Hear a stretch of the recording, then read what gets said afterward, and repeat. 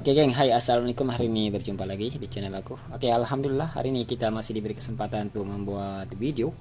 Dan untuk video kali ini kita nak tunjuk sedikit mengenai masalah coil. Coil magnet. Oke, sebenarnya untuk masalah coil magnet ini banyak juga yang belum tahu nih. Ciri-ciri coil magnet ini rusak macam mana dan cara cek dia itu macam mana. Oke, di sini kita akan tunjuk macam mana cara cek coil. Coil ini untuk coil Chris 110 dan untuk ES5 high power dan RXZ 125 dan EX5 Dream, semualah yang menggunakan sistem pengapian AC. Oke, sistem pengapian AC Jadi di sini kita akan bagi tahu ataupun kita akan tunjuklah cara cek macam mana.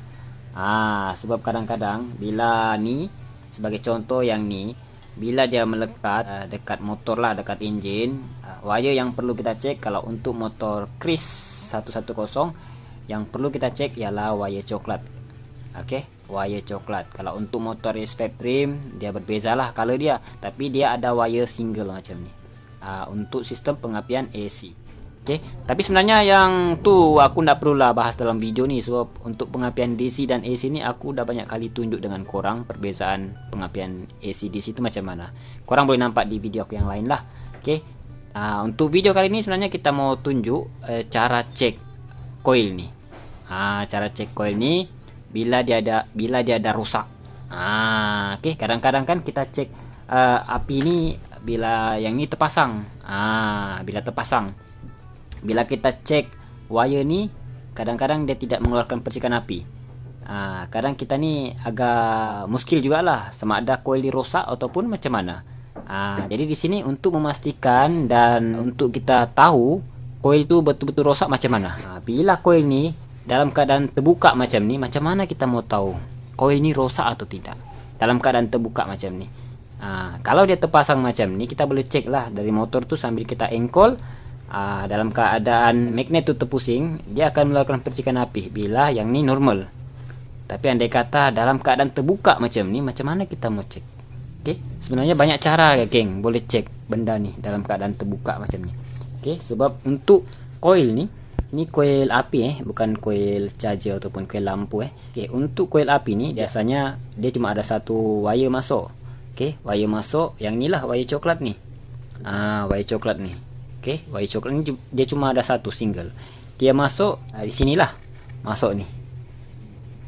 Dia lekat dalam ni, dan satu ni sebenarnya dia ada wire, tapi kadang-kadang kilang dah buat coil ni, dia langsung bagi dia join lah dengan ni, dengan body coil ni. Ni kira ibaratkan wire juga lah yang ni.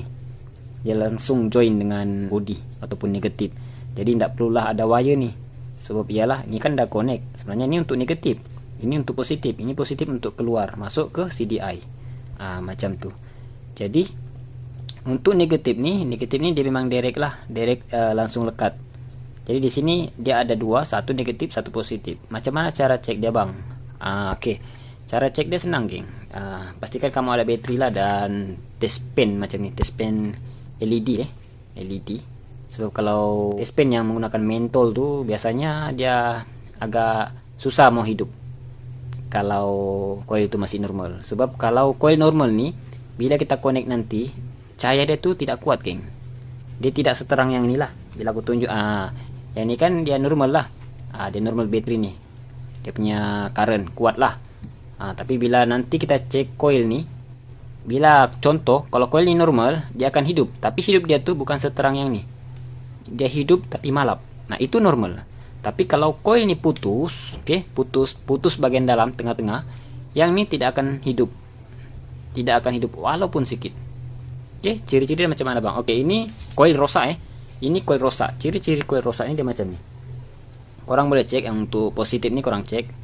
Ndak kisahlah kamu mau cek dari negatif cucuk macam ni, tapi yang ni kena masuk juga lah current.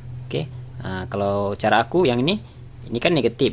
Ini kan negatif ataupun body ni kurang lekat je lah macam ni. Masuk macam ni. Lepas tu cucuk yang ni. Ni kan dia connect. Korang nampak connect ni, dia punya body connect. Ni body dah connect. Tapi bila aku lekat ni positif, dia tidak connect. Langsung tiada cahaya lampu yang keluar di test pen tu. Ini putus. ini putus ya, ini putus ataupun ini rusak lah. Senang cerita nih, rusak. Oke, rusak. Kalau negatif, connect lah, negatif sama negatif. Ini kan kita ada connect. Nih, kita ada connect. Sebagai contoh macam nih. Ini udah connect. Oke, ini pun udah connect. Ini negatif. Positif dia kita masuk yang ini langsung tiada karat. Ini ciri-ciri coil yang udah rusak. Oke. Macam mana ciri-ciri coil yang normal, Bang? Oke, ciri-ciri normal macam nih. Oke, di sini ada dua coil. Oke. Dua coil dan coil dia tuh lebih kurang sama lah. Nih dua. Oke, ini coil normal dan coil baru. Dan kita akan tunjuk macam mana ciri-ciri coil yang normal. Oke, macam biasalah, ini negatif. Kurang nampak nih, dia ada satu nampak macam washer lah, washer. Tapi yang ini sebenarnya negatif. Dia sambung dengan nih, dia join, dia looping masuk dengan yang ini. Jadi dia direct lah, negatif dia ini memang auto sambung lah. Gitu. Jadi sekarang ini kita coba macam ini masuk. Kita tes macam tadi. Oke, kita tes macam tadi. Ini kita nampak lah. Oops, sorry. Kita bagi nampak ini untuk positif. Ini positif ya. Orang nampak nih dia ada tembaga satu halus. Ini positif dan ini negatif. Oke, negatif. Kamu pusing macam ini pun tidak masalah. Yang penting satu masuk negatif, satu positif. Pendek kata yang ini kena bersambung lah. Sebagai contoh macam ni. Oke, ini ya. Ini coil normal. Kita sambung macam ni. Kita cek dia punya nih sambungan wire dia tuh. Oops. Blur. Oke. Oke, kurang nampak tuh. Kurang nampak lampu test pen tuh dia mengeluarkan cahaya. Tapi tidak kuat. Ini normal. Oke, ini normal. Dia tidak akan mengeluarkan cahaya macam nih. Yang kuat tidak. Kalau dia mengeluarkan cahaya yang kuat macam nih, itu short, rusak. Yang normal macam nih, geng. Dia tidak kuat, kurang nampak. Dia malap, dia hidup tapi malap.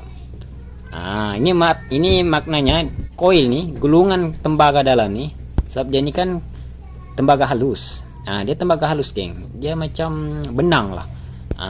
Gulungan dia ini cukup banyak. Jadi bila kamu cek, bila coil ini normal, ya macam kita tunjuk lah, dia punya cahaya tidak akan besar. Sebab tu aku suruh cek menggunakan test pen LED. Sebab kalau menggunakan mentol, boleh jadi walaupun ini normal, boleh jadi mentol tu tidak akan boleh hidup. Sebab current dia tu bila sudah masuk, yang ini dia jadi kecil. Oke, current kecil sebab dia punya tembaga terlalu kecil, dia punya tembaga tu. Lagi satu dia punya gulungan tu dah terlalu banyak. Jadi dia akan nampak cahaya dia tu akan nampak kecil lah.